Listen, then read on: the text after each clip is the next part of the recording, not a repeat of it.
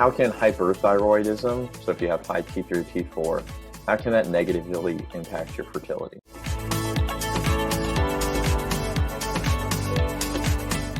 Essentially, your thyroid is a gland in your neck that produces hormones called T3 and T4. Those hormones have a vast impact on essentially every single system in your body. That gland can sometimes be overactive and it can sometimes be underactive.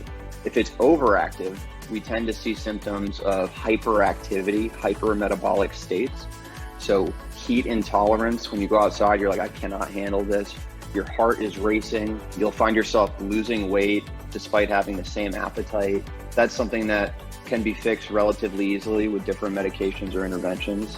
The same is true on the other side of things. It can be underproducing hormones. If it's not producing enough, you can kind of see the opposite of all those symptoms that I just said.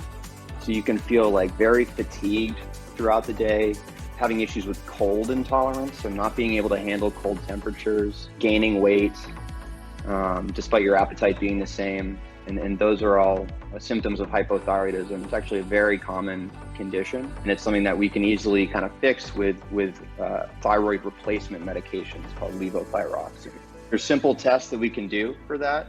Right. You look at what's called the TSH, or the thyroid stimulating hormone. That's a hormone that's produced by your pituitary gland, which is a gland in your brain. And that's kind of what tells your thyroid to make T3 or T4, which are those active hormones that are impacting these body systems.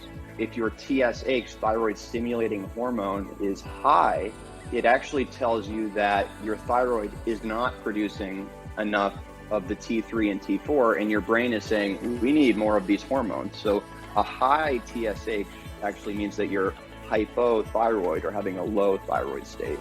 And then the opposite is true as well. If your TSH is very low, it's your brain saying, we do not need any more of this hormone. And a lot of times, if you have an issue with your thyroid, you won't necessarily show symptoms.